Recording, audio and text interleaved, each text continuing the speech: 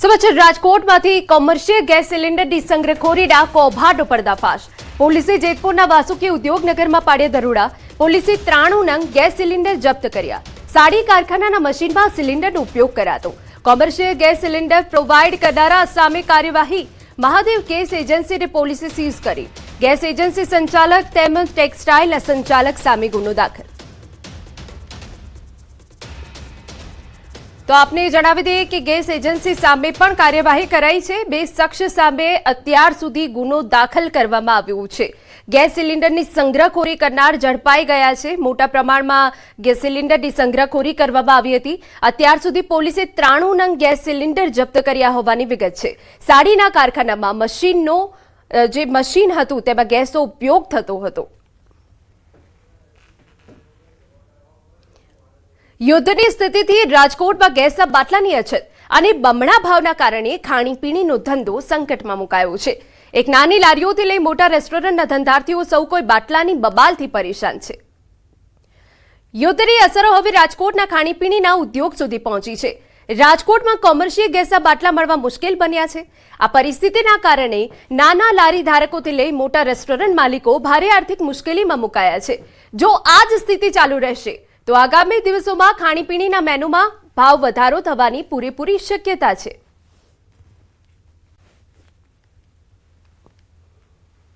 गैसना बाटलानी मोटा रेस्टोरंट में बहुत तकलीफ है। एम लगभग छेल्ला 25 दिवसथी अमारे बाटलानी सप्लाय आवेल ज नथी अने जल्दी थी जल्दी जो आ परिस्थिति में बहार नहीं आवीए तो रेस्टोरंट बंद करवा पड़े एवी पोजीशन है। अत्यारे ऑप्शन तरीके अमे 4 આપણે કોલસાની સગડી અને લાકડાની સગડી ચલાવીએ છીએ, પણ અમુક આઈટમ ફરજિયાત ગેસ ઉપર જ બનાવવી પડે છે, જેમ કે સિઝલર ને એ બધું ગેસ ઉપર જ બનાવવું પડે, એ ચૂલા ઉપર ન બની શકે। જો અમે પ્રાઇસ વધારીએ તો કસ્ટમરમાં પેલું થાય છે કે ભાઈ ભાવ વધારે છે, એટલે અત્યારે તો અમારે ખોટ ખાઈને ધંધો ચાલુ રાખવો પડે એવી પોઝિશન છે। गैसना अभावे अनेक रेस्टोरंट में हवे मजबूरीवश चूल्हा की सगड़ी पर रसोई बनाववामां आवी रही छे, जो कि ग्राहकोने पसंद नहीं पड़ी रह्युं, कारण के रसोई में धुमाड़ानी गंध आवती होवाथी फरियादो उठी छे।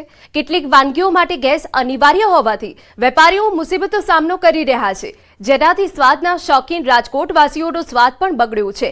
आ साथे गैसना बाटलाना काळा बजारमां पण भाव बमणा बोलाई रह्यानो धंधार्थीओ आरोप लगावी रह्या छे। અત્યારે તમે જોવા જાવ તો યુદ્ધના કારણે કોમર્શિયલ બાટલા મળતા જ નથી। અત્યારે અમે બાટલા લેવા જઈએ તો 3500 થી 4000 રૂપિયાના 15 કિલોના બાટલા મળે છે, એમાં ભાઈ ગેસ ઓછો આવે છે। અહીંયા તમે 50 થી 60 રેકડી જોઈ શકો છો, જેમાંથી અત્યારે 30 થી 40% રેકડી બંધ જોવા મળે છે, કારણ કે બાટલા નથી તો એ લોકો ધંધો કરી શકતા નથી। બાટલા મળતા જ નથી એટલે વાત પૂછો મારે, બાટલા પોઝિશન એટલે હાવ લાવ ખરાબ છે। અત્યારે ટૂંકમાં અત્યારે શું કરું, નાના માણસોને અત્યારે હું ધંધો કેવી રીતે કરવો ને મુસીબત બહુ અત્યારે બહુ અઘરું છે। અમે અત્યારે સગડી જલાવી, અત્યારે અમારે બાટલા કે મળતા નથી તો શું કરું, બ્લેકમાં મળે, બ્લેકમાં 3500 4000 5000 સુધીના બાટલા મળે, અમારે શું કરવું, ગરીબ માણસ સગડી હલાવી પડે ફરજિયાત। અત્યારે ગ્રાહકને થોડુંક તકલીફ પડે અને અમે થોડીક તકલીફ પડે। રાજકોટ કાલાવડ રોડ જેવી ખાવધરી ગલીઓના નાના ધંધાર્થીઓ માટે અસ્તિત્વ ટકાવવું મુશ્કેલ બન્યું છે। ઓછા માર્જિનથી કામ કરતા લારી ધારકો મોંઘા ભાવના બાટલા પરવડી શકે તેમ નથી, જેના કારણે કેટલીક લારીઓ તો બંધ થઈ ગઈ છે। આ ધંધા સાથે જોડાયેલા આશરે 5000 જેટલા લોકોની રોજીરોટી પર હાલ ખતરો છે। યુદ્ધના કારણે હવે રાજકોટના ખાણીપીણી ઉદ્યોગ પણ મુશ્કેલીમાં મુકાયો છે। ખાસ કરીને યુદ્ધના કારણે જે રાજકોટ શહેરના જે નાના ધંધાર્થીઓ છે, ખાણીપીણીના નાના ધંધાર્થીઓ છે, તેમને ભારે મુશ્કેલીનો સામનો કરવો પડી રહ્યો છે। પહેલાં આ જગ્યાએ જે ગેસનો ઉપયોગ થતો હતો ત્યાં અત્યારે જે છે એ સગડીનો ઉપયોગ થઈ રહ્યો છે। સગડી ઉપર આ જે છે રસોઈ બનાવી રહ્યા છે।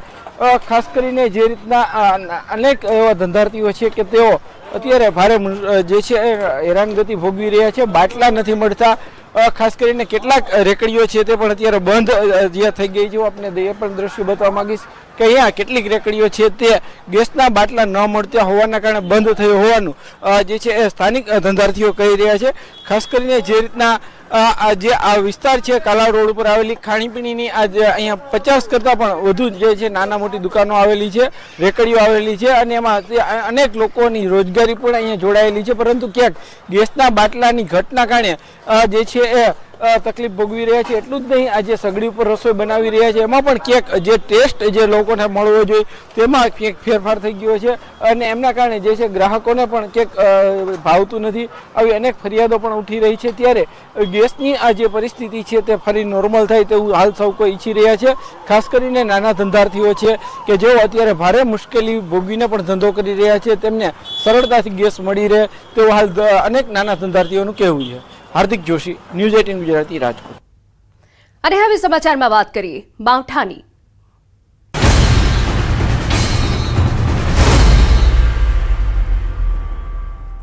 સાબરકાંઠા જિલ્લામાં કમોસમી વરસાદે લઈ તમાકુની ખરીદી બંધ કરાઈ.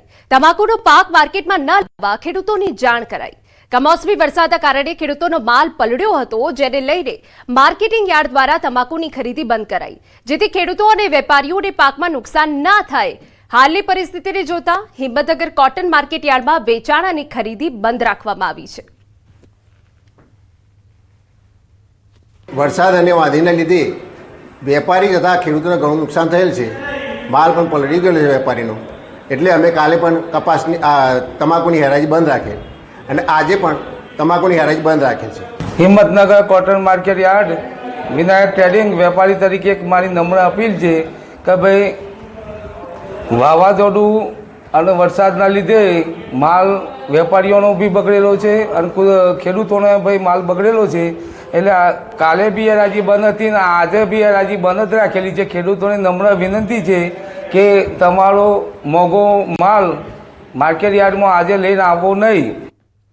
સાબરકાંઠામાં કમોસમી વરસાદે અને મિની વાવાઝોડાએ શાકભાજીના પાકમાં ભારે તારાજી સર્જી, જેના કારણે શાકભાજીના ભાવમાં ઘટાડો થતા ખેડૂતોને ભારે નુકસાન વેઠવાનો વારો આવ્યો. હવામાન વિભાગની આગાહી મુજબ ભારે પવન સાથે કમોસમી વરસાદ ખાબક્યો હતો. પ્રાંતિજ, તલોદ અને હિંમતનગરમાં 1 ઇંચ જેટલો વરસાદ પડ્યો. ભારે પવનના કારણે વેલાવાડીમાં શાકભાજીમાં ભારે નુકસાન જોવા મળ્યું. ટામેટા, મરચા, રીંગણ, દૂધી સહિત પાકમાં ભાવોમાં મંદી આવી જતા ખેડૂતોના ખર્ચ પણ નીકળે તેમ નથી. અત્યારે ખરેખર ખેડૂતોને તો પડતા ઉપર પાટું છે. ટામેટાના ભાવ તો 5 રૂપિયે કિલો એટલે 100 રૂપિયે મણ પણ કોઈ લેવા તૈયાર નથી. રીંગણમાં એ 5 રૂપિયે રીંગણ કિલોના ભાવે વેચાય છે.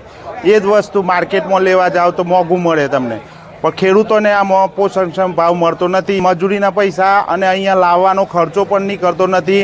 વેલાવાળી શાકભાજી હોય, મોડવાવાળી દૂધી છે, કારેલા છે, ટામેટા છે, તો એ બધા માડવાવાળી શાકભાજીમાં બધા મોડવા પવનથી બધા ભૂઈ પડવાથી ખેડૂતોને એવું સારું એવું નુકસાન આવ્યું છે. શાકભાજીમાં સારી એવી મંદીનો એ ધન દેખાય છે.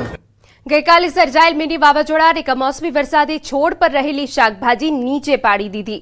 ત્યારે હોલસેલ માર્કેટમાં મરચા, ટામેટા, દૂધી અને રીંગણ સહિતનો પાકનો ભરાવો થયો છે અને ભાવમાં અચાનક 30 થી 50% ઘટાડો થતા વેપારીઓ શાકભાજી લેવા માટે તૈયાર નથી, જેથી ખેડૂતોને મોટું નુકસાન થયું છે. જો હજુ વરસાદ પડે તો નુકસાન વધારે વધી શકે. છૂટકના વેપારીઓના ગઈકાલનો શાકભાજી એટલી બધી ભરેલી પડી હતી એટલે આજે બી એ લોકો 50% બી વેપારી શાક માર્કેટમાં માલ લેવા આવ્યા નથી. જો શાકભાજીની આવક જો ઓછી થશે તો ભાવમાં તેજી જોવા મળશે.